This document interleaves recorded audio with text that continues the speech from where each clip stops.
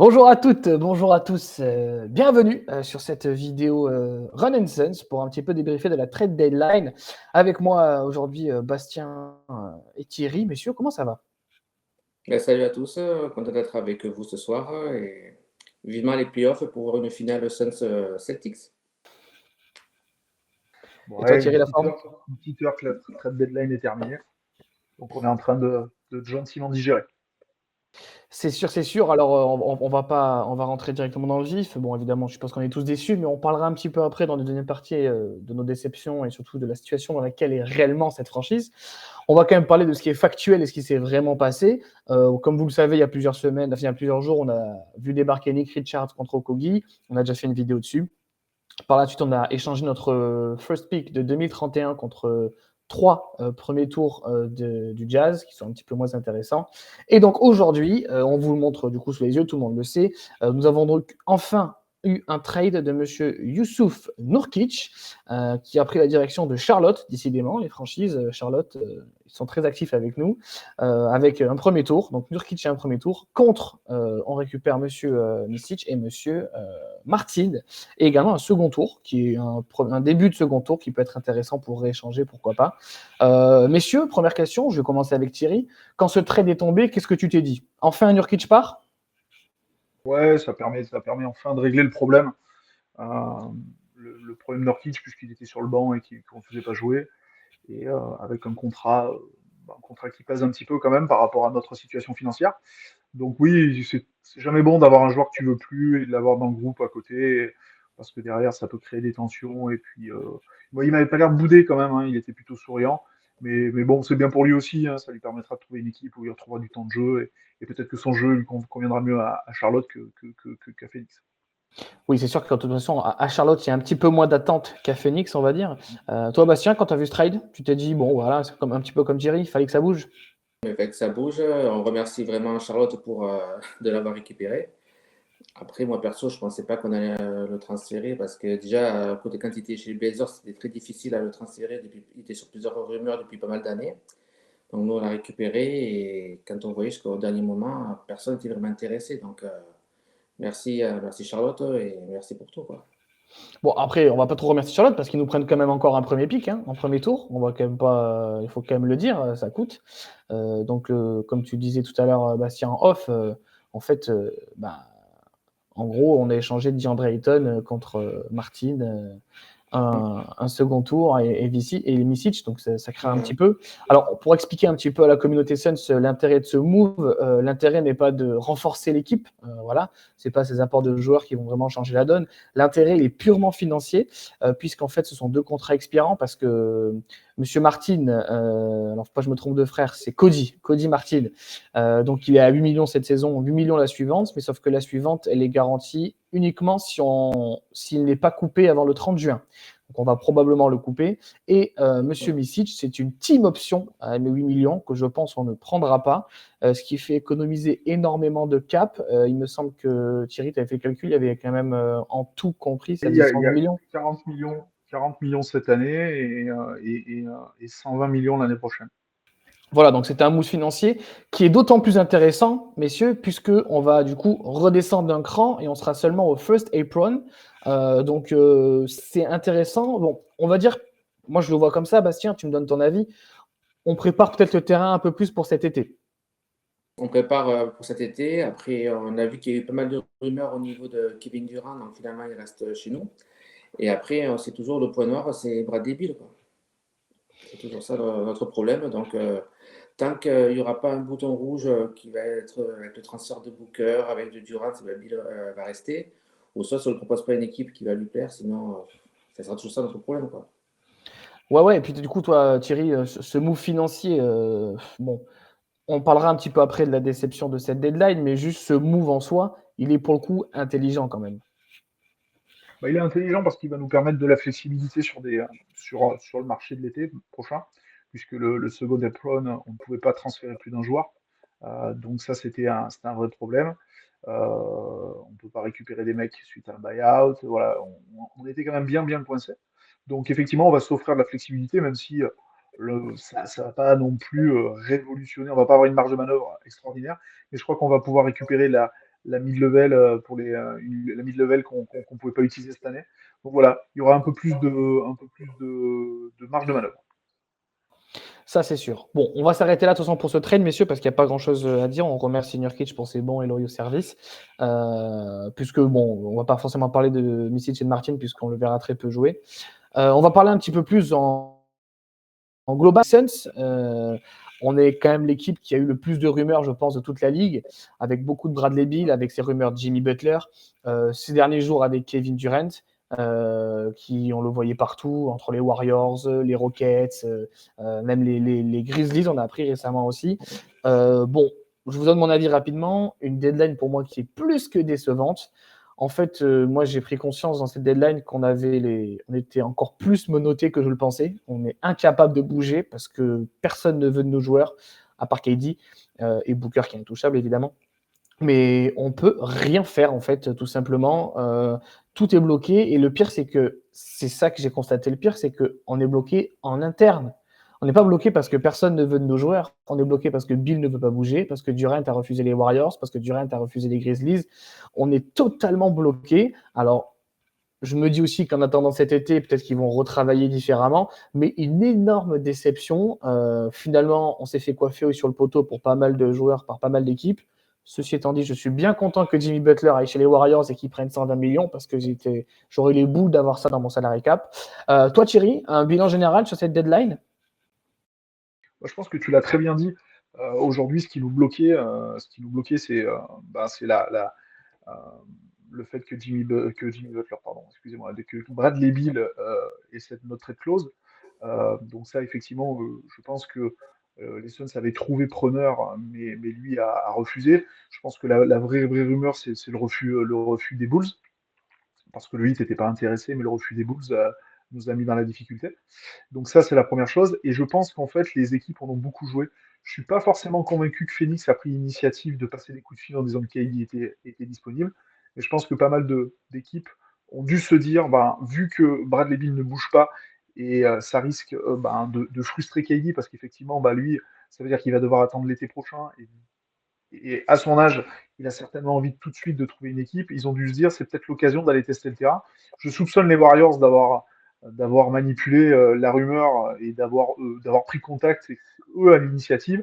Et après, derrière, je pense que tout le monde s'est engouffré dans la chose. Je suis pas franchement persuadé que les Suns étaient vendeurs, et je suis pas franchement persuadé que c'était dans les plans d'Ishbia de se désavouer à ce moment-là, sur KD, je parle bien, parce que effectivement, même si on a des doutes sur sa capacité à être le joueur qui fait monter l'équipe, on peut pas quand même lui reprocher en ce moment d'être au four et au moulin, et de faire ce qu'il peut.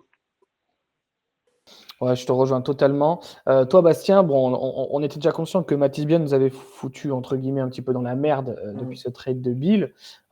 Mais là, on le constate, mais totalement. Je pense que tu es d'accord avec nous, non? Tout à fait, vous avez bien résumé. Ce que on avait vraiment besoin, c'était de l'intérieur en poste 4 ou 5, parce que avec Richards, avec Plumlee, avec Isaro Daro, avec Durant, c'est léger, quoi. Donc, et quand on va se retrouver avec des grosses équipes comme contre Dallas avec Gafford, Davis en face, ça va rigoler, et Washington aussi. Donc, même d'autres équipes, franchement, côté intérieur, on va faire rire plus d'une équipe, quoi.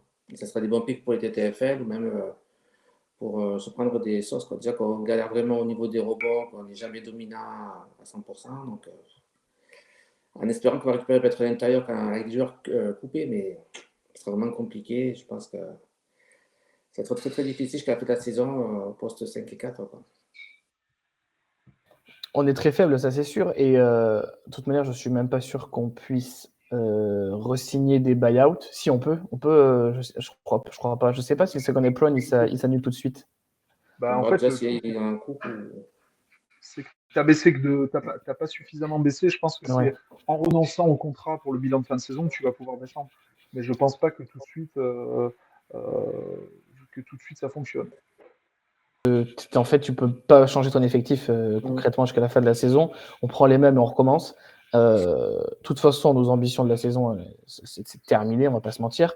Moi, ce qui me gêne dans cette deadline, peu importe les choix qu'il y a pu y avoir, je vous donne mon avis aussi, c'est qu'on est la seule équipe du ventre mou à n'avoir rien changé, en fait. Les Warriors, on peut dire ce qu'on veut, ils vont chercher Jimmy Butler, peu importe comment ça fit. Les Spurs, ils vont chercher De'Aaron Fox. Les Kings, bon, bah, c'est les Kings, quoi.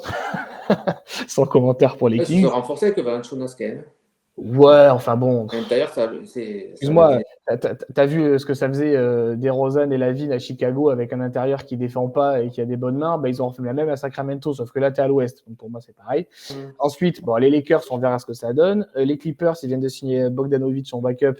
Donc à mon avis, c'est pareil. C'est des équipes comme ça qui vont pas arrêter de bouger. Les Wolves, on verra. Je sais pas trop ce que ça donne. Mais en fait, factuellement, on est l'équipe qui a le moins bougé, qui s'est pas renforcée. Presque notre meilleur atout, c'était Nick Richards. Mais bon, tu vas pas en faire en demi-finale de conf ou en finale de conf avec Nick Richards.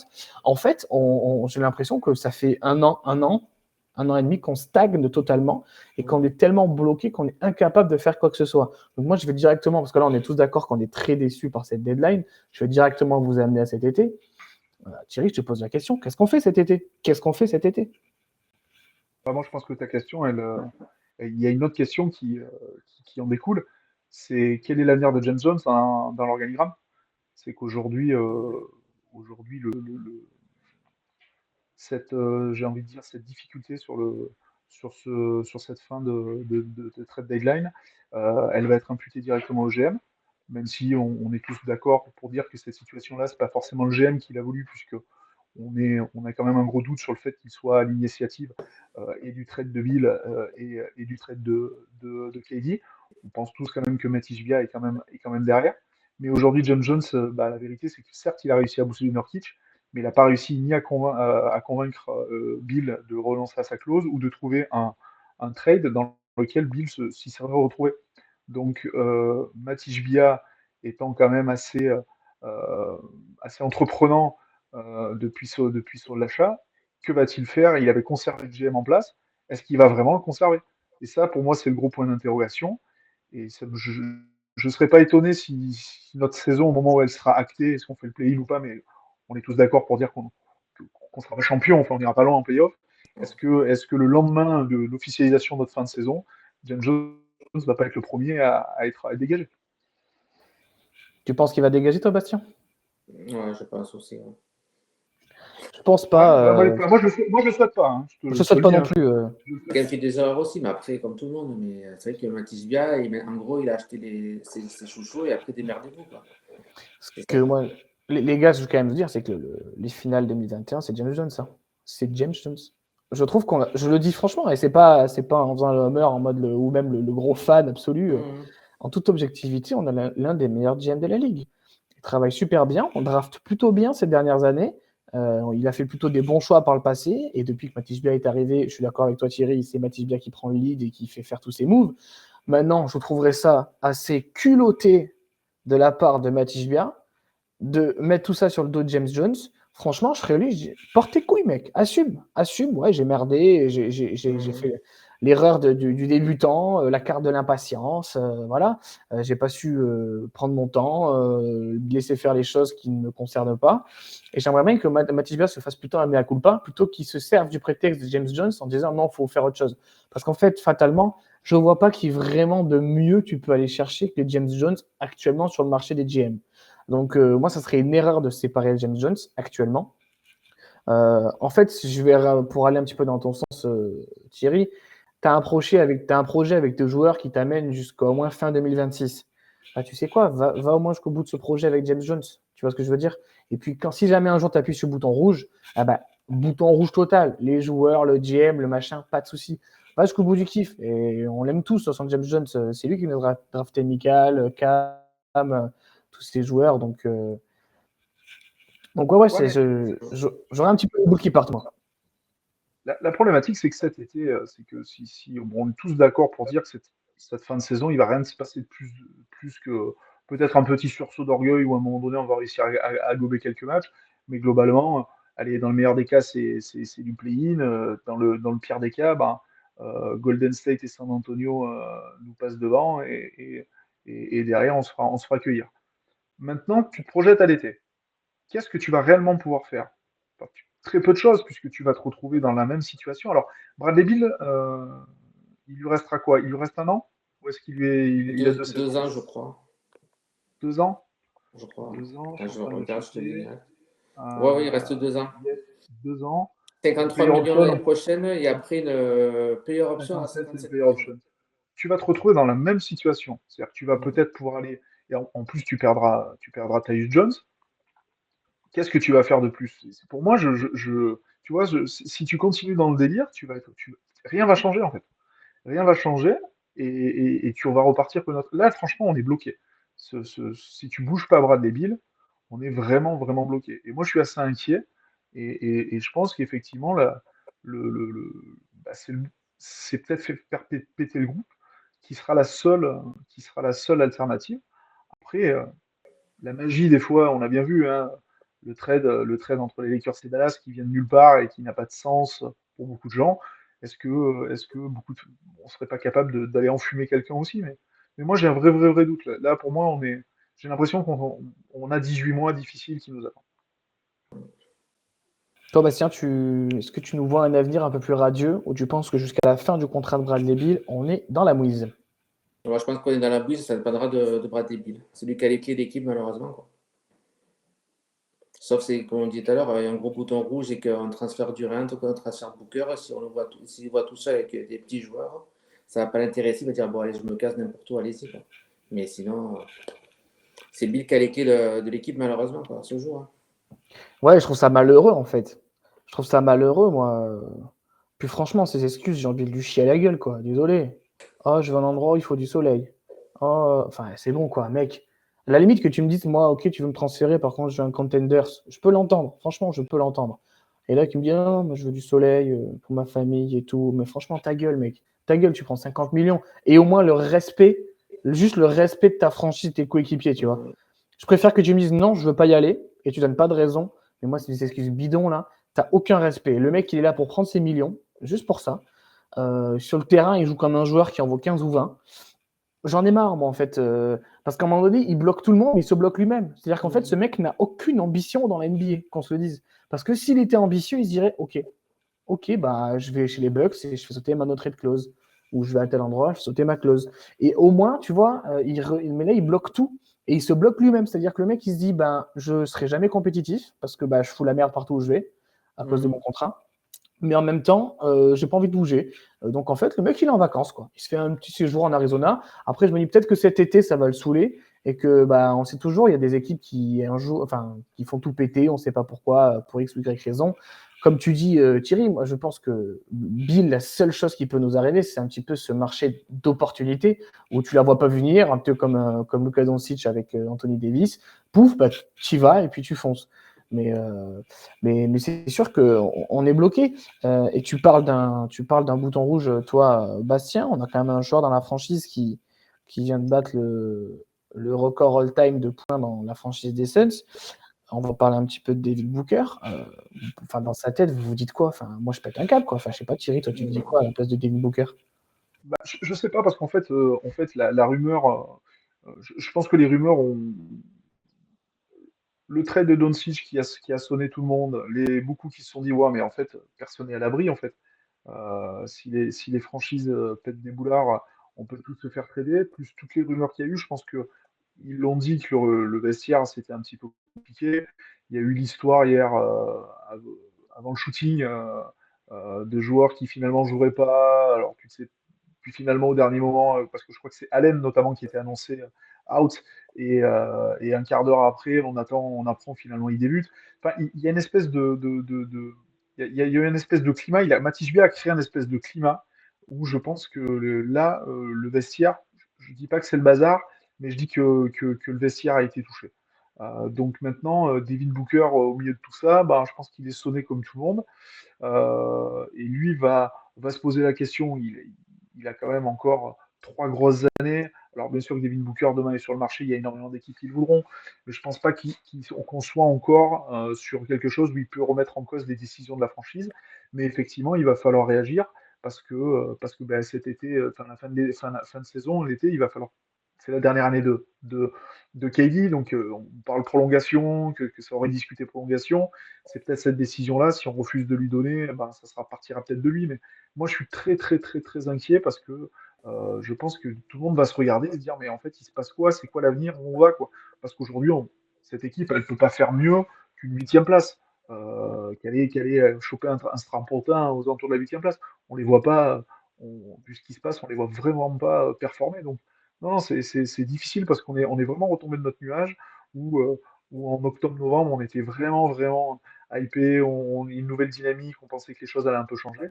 Là, aujourd'hui, j'ai l'impression que c'est une situation qui est, bah, depuis la bulle, je pense que c'est la situation la plus inconfortable qu'on ait connue. Et de toute façon, comme tu le dis, là, bon, bah, KD, il arrive un petit peu sur la fin de son contrat. À un moment donné, je vois pas comment on peut s'en sortir, en fait. J'arrive pas à trouver une porte de sortie, si ce n'est, comme on l'a dit juste avant, Bradley Beal. On n'a aucune porte de sortie. On a gagné un petit peu plus de flex, ça c'est sûr. Mais au final, tu as tout perdu dans cette histoire. Parce qu'au-delà du fait que bah, financièrement, tu es bloqué, etc., mais même pour d'autres joueurs, t'es pas attractif tant que ça, en fait. Et moi, j'ai de la peine pour Devin Booker. Ça me fait chier de le voir comme ça. J'ai de la peine pour James Jones parce que c'est un mec qui a toujours bien bossé. Et désolé les gars, même s'il fait beaucoup d'erreurs, j'ai de la peine pour Mike Budenholzer. Hein. Arriver dans un chantier pareil, alors il n'est pas exemple te reproche, il n'y a pas de souci.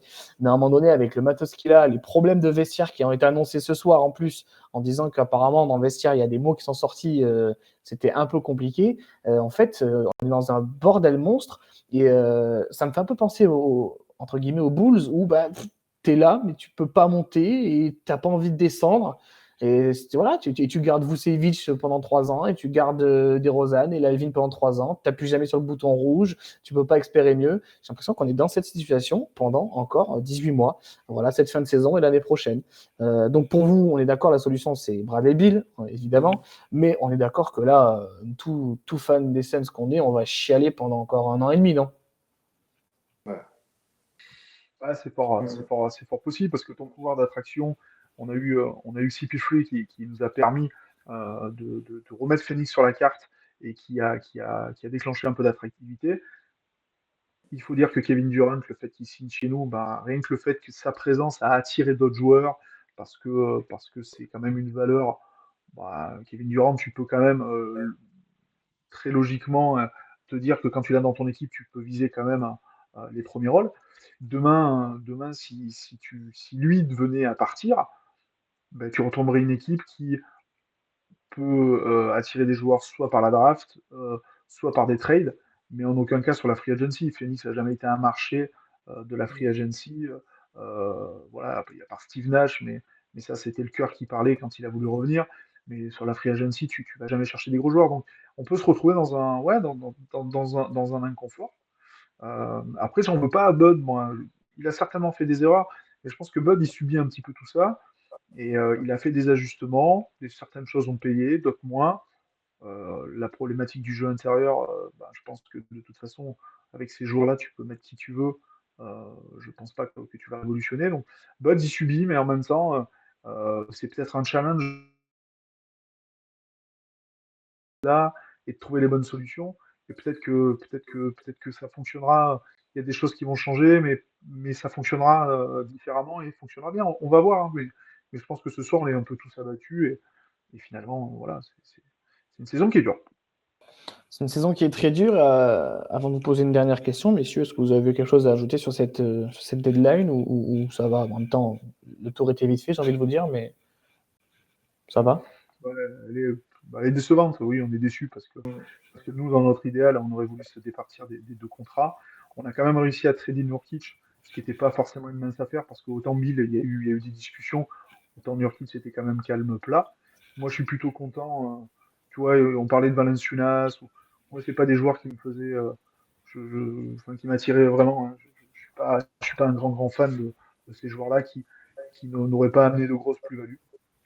Donc écoute, déjà on a réussi à se débarrasser de lui, c'est bien. Maintenant, on va voir comment on bricole. Hein. Ça va être ça, ça va être du bricolage pendant 1 an et demi. Messieurs, dernière question, donnez une petite note sur 10 à cette trade deadline de nos Suns. On parle de tout, pas que de ce soir, mais de Nick Richards, les tours de draft, etc. Toi, Bastien, tu donnerais quoi comme note? Moi, je mettrais 3 sur 10. Les 3, c'est parce qu'on a réussi à transférer Nurkic. Et après, le reste, pour transférer Nurkic, on a récupéré un nouveau meneur et un nouveau poste de 3 qu'on avait déjà tout ce qu'il fallait. Donc, voilà. Toi, Thierry, 3 aussi sévère? Bah, en fait, à l'instant T, je suis déçu. Maintenant, le move de Nurkic, la flexibilité financière, enfin la flexibilité financière, c'est un grand mot, mais la petite respiration que tu t'accordes cet été est quand même intéressante. On a certes lâché notre pic 2031, mais par contre, on a quand même récupéré d'autres pics, ce qui fait que bah, potentiellement sur du trade, on peut se replacer un petit peu.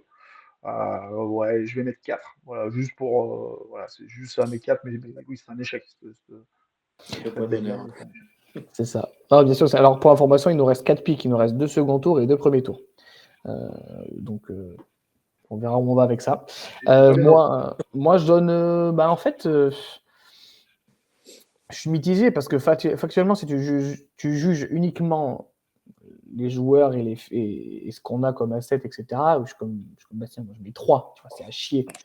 Mais après, quand je mets dans la balance un petit peu la flexibilité et la marge de manœuvre qu'on avait, en fait, je me dis que quand même, d'aller chercher Nick Richards, tu splits ton first pick de 2031, donc tu as plus d'assets, tu te débarrasses du contrat de Nurkic, tu gagnes de la flex un peu pour cet été pour descendre d'un apron. Je me dis c'est quand même bien travaillé. Après, forcément, avec cet effectif, on a une exigence énorme, enfin avec des gars comme ça. Donc, moi, je reste comme Bastien 3 parce que factuellement, on est toujours aussi nul à chier. Mais en vrai, c'est des moves intelligents, des petites cases qui ne coûtent pas grand-chose. Donc, sur les moves, tu vois, je serais plus sur du 5, 4, 5, tu vois. Mais on va pas casser 3 pattes et un canard avec ça, moi, je vous le dis. Bon, messieurs, je pense qu'on a fait le tour un petit peu de cette deadline hyper décevante. De toute façon, vous le voyez à nos têtes, on est un petit peu désemparés en même temps, comme les vestiaires des Suns, j'ai envie de vous dire. En tout cas, dans les commentaires, n'hésitez pas à nous donner votre note, ce que vous pensez un petit peu de cette deadline des Suns. Est-ce qu'il y a des choses que vous avez aimées? Est-ce que vous dites, bon, au moins, on peut respirer un petit peu plus à l'avenir? Est-ce que vous êtes désemparé? Est-ce que vous n'êtes plus fan des Suns et que vous voulez changer de franchise? Je ne sais pas, est-ce que vous voulez trader de fan? Je ne vous le souhaite pas, mais je peux vous comprendre et je ne vous en voudrais pas. Nous, on envoie beaucoup d'amour à Devin Booker, à Mike Budenholzer et à James Jones. Et puis, on se retrouve déjà dimanche pour l'épisode de Sunrise. Ouais, moi, je suis hypé. Alors, j'essaie de trouver un truc qui va me faire cliquer sur les Suns jusqu'à la fin de la saison. Moi, je suis assez curieux de voir comment on va utiliser Micic. Parce que c'est un top joueur quand il était en Europe. Là, depuis qu'il est, il avait commencé le Thunder, je crois. Il était passé Thunder, et puis après, il avait été tradé. Voilà, c'était à Charlotte, mais c'est quand même un gros QI. Je suis assez, ouais, j'ai envie de voir. Tu vois, j'ai envie de voir si va nous faire un petit peu de bien sur un poste de meneur où on voit finalement qu'il y a que Tyus Jones qui joue dessus, on a mis Montemoris à la cave. Est-ce que Micic peut pas avoir un peu de temps de jeu et nous apporter deux, trois trucs avec son expérience? Voilà, c'est le petit point qui va continuer à me faire regarder les Suns sur les prochains matchs. Oui, c'est sûr qu'on va s'intéresser un petit peu à l'arrivée de nouveaux, même je pense moi à Martin. Moi, voilà, Martin, c'est un Okogibis, on va pas se mentir. Quelque chose près, c'est un peu le même délire de joueur. Bon, voilà, il va apporter quelques petites minutes en sortie de banc, ça va être sympa de les voir jouer. Mais voilà, on se contente de petites miettes, quoi, messieurs, on va pas se mentir. Ah, c'est des petites raisons, on est des petites choses, hein, effectivement. Il n'y a, il y a pas d'autre satisfaction, enfin pas d'autre curiosité à avoir dans les semaines qui viennent. Voilà. On espère en tout cas, d'ici la fin de saison, même s'il n'y a plus de mouvement, qu'on arrivera quand même au moins à accrocher un play-in et pourquoi pas un premier tour de play-off pour se faire dézinguer par le Thunder, histoire au moins d'avoir un petit peu de quoi grignoter en hors-saison. Mais j'y crois absolument pas. Plutôt ils partent en vacances, mieux c'est, parce que j'ai les yeux qui se tiennent à chaque fois que je regarde un match. Messieurs, merci beaucoup pour cette petite vidéo du jeudi soir. On vous remercie du coup de nous avoir suivis. N'hésitez pas à vous abonner, activer la petite cloche pour avoir les notifications des prochaines vidéos qui sortent. Déposez un petit pouce bleu, ça nous fera toujours plaisir, et vous abonner à nos réseaux sur X et sur Facebook. Messieurs, on vous souhaite une très bonne soirée et bon courage pour la fin de saison. On se donne rendez-vous dimanche pour l'émission Sunrise. À la prochaine. Ciao, ciao. Ciao, les gars.